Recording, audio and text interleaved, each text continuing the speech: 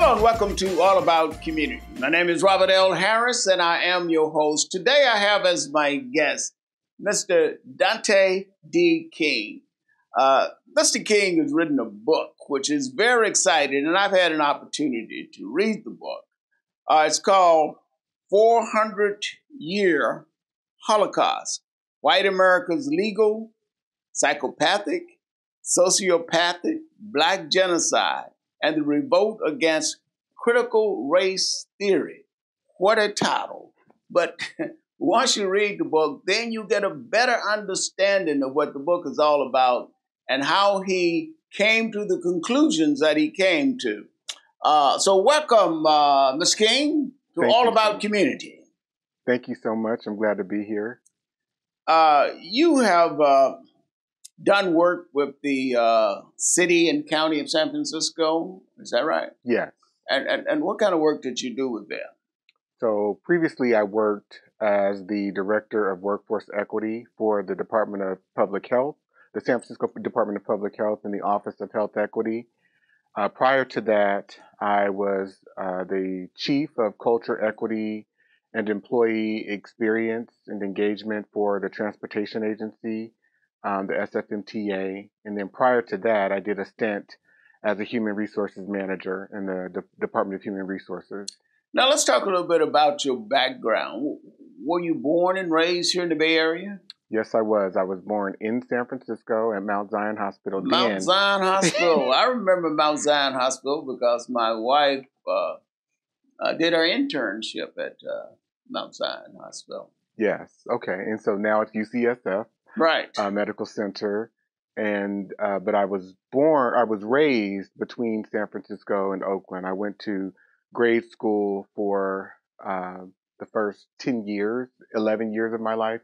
And then we had, for most of my life, since age 2, always lived in Oakland. Mm-hmm. But we lived here, but then my mom worked in San Francisco. We went to school there. And then at around age 11, she transitioned us into the Oakland Public School District. Oh, really? Mm-hmm. Good.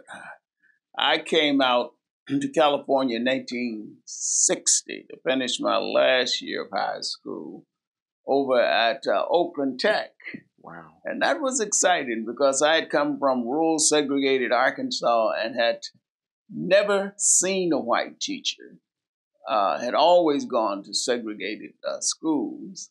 And I tell you, when I walked into that building at 44th and Broadway, it was like a whole new world.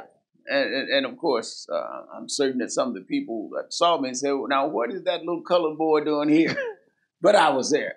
Now, you have written a book, as I indicated in the introduction. Why did you write this book, and why did you give it the title of the 400-Year Holocaust, etc.? So I wrote the book because I wanted to contribute something to a larger body of work, a larger community of authorship of books that have been written about the Black experience in America. My primary reason was to really send a message to Black people, Black American people, in helping us to really pick apart and understand the delusion of whiteness, the delusion of the white American construct, the delusion of white institutions that we exist in, that really provide all of our life-sustaining activity and mobility, and to help us to understand how the violence that Black people experience, both past and present, was really one of the main objectives of whiteness and of white people in their what they call conquering and or domination of non-white people, and most specifically Black people, and helping us to understand that the racism, of the 1600s is still the racism of today, and that it is very intentional,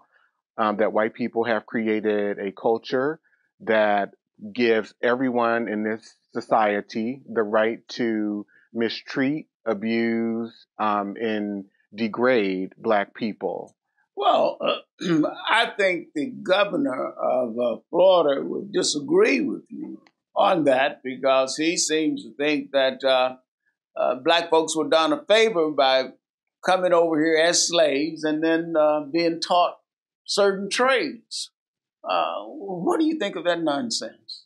That's right. And so Dr. Bobby Wright, and I quote him in my book, he said in the 1970s that white people are psychopathic when it comes to black people. And even Dr. Alvin Toussaint, who was the dean of Harvard Medical School for a number of years, he says that whiteness is a mental illness.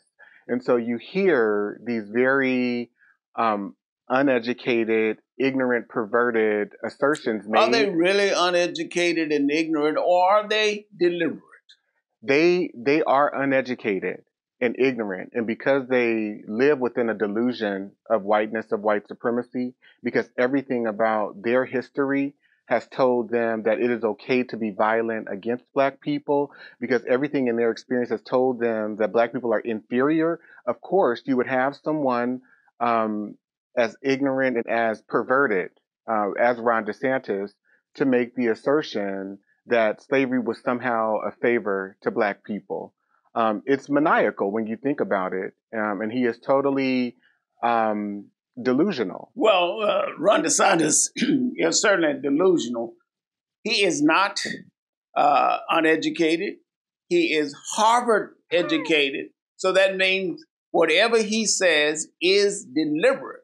And it is designed to do precisely what it is doing to black folks. We're going to have to go to break, so don't touch that remote. We will be right back with All About Community. Again, my name is Robert L. Harris. I'm your host, and my guest is Dante King.